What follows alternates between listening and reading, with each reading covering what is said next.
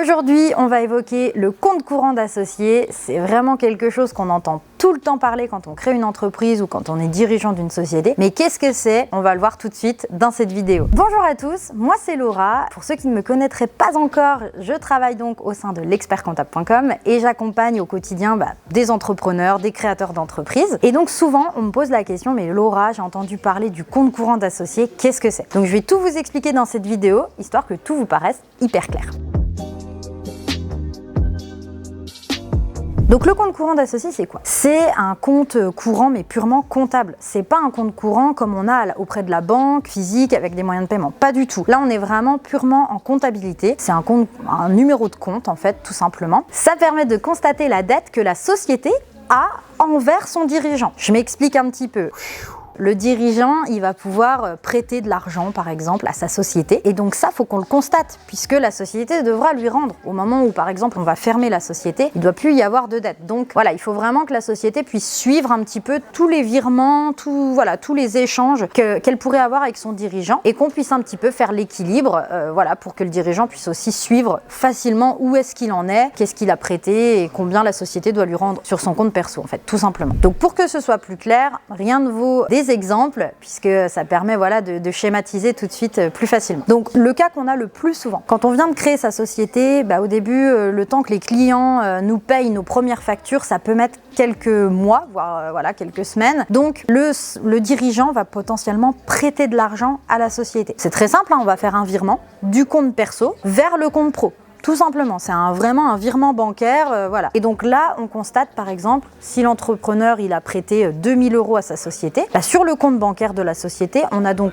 plus 2000. Et là, la société, ça lui permet en fait de payer ses premières factures en attendant, de recevoir ses premiers encaissements clients. Donc dans le compte courant d'associé, nous, on va passer une écriture comptable pour dire à telle date, le dirigeant a prêté 2000 €. Et donc comme ça, plus tard, le dirigeant pourra se rembourser. Donc on fera un virement dans l'autre sens en fait. Du compte pro vers le compte perso. Ça peut être aussi un autre point, par exemple, plutôt que de faire ce schéma-là, le dirigeant peut directement payer des dépenses avec son compte personnel. Néanmoins, c'est des dépenses pro. Donc c'est pareil, il faut qu'on les comptabilise dans le compte courant d'associé pour qu'on puisse voir en fait combien de factures professionnelles le dirigeant aurait payé avec sa carte perso. Par exemple, ça peut être acheter du matériel, un ordinateur, le téléphone portable, ça peut être tout en fait, des frais de repas, des billets de train. Là, la liste des frais qu'on peut passer sur une société, elle est vraiment très longue. Ça, je vous invite justement à visualiser notre vidéo sur le sujet, parce que c'est vrai que c'est un sujet très très vaste, donc vous pourrez voir toute la liste des frais qu'on peut passer sur une société. Ça peut être très simple en fait. Le dirigeant paye ces frais-là, on les comptabilise et pareil, ça s'additionne en fait à la dette que la société a envers son dirigeant. On peut passer aussi par exemple tous les frais un peu mixtes, potentiellement si le dirigeant il a un abonnement téléphone ou internet, ça c'est l'abonnement perso à la maison. Il travaille de chez lui, donc forcément il utilise un petit peu aussi cette ligne pour le boulot. Donc là pareil, le dirigeant il paye les factures à titre perso et dans le compte courant d'associé, on va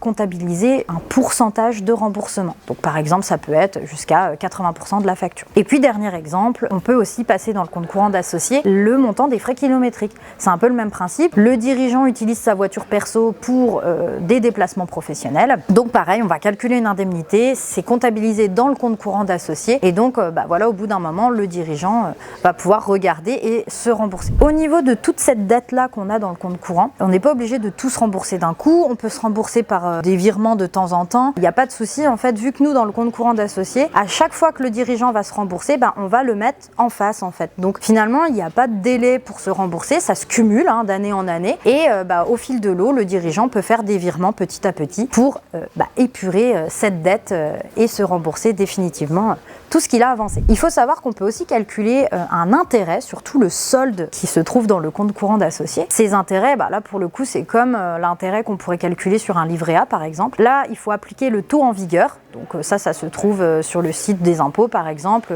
Ça peut changer d'un mois à l'autre, donc il faut vraiment regarder le taux en vigueur au moment où on veut le calculer. Par contre, c'est vrai que c'est assez rare qu'on le mette en place puisque l'intérêt qu'on va calculer, la société va donc les payer au dirigeant et le dirigeant, à titre perso, il va devoir payer des impôts dessus. Donc c'est pour ça que déjà il faudrait qu'il y ait quand même un solde assez important pour que ça en puisse en valoir la peine. Et en plus de ça, comme ça va être soumis à ses impôts perso et des prélèvements sociaux, voilà, c'est pas toujours hyper intéressant. C'est du cas par cas, là encore, il faudrait plutôt en discuter avec le comptable qui gère le dossier. Voilà, vous savez à présent absolument tout sur le compte courant d'associé. Si ce n'est pas tout à fait clair, je vous invite bien sûr à nous mettre des commentaires sous la vidéo. On y répondra vraiment avec grand plaisir. On pourra aussi potentiellement fixer des rendez-vous ensemble. En attendant, je vous remercie d'être resté jusqu'à la fin de cette vidéo. Je vous invite du coup, si ça vous a plu, à vous abonner à notre chaîne YouTube. Et puis moi, je vous dis à très bientôt sur de nouvelles vidéos.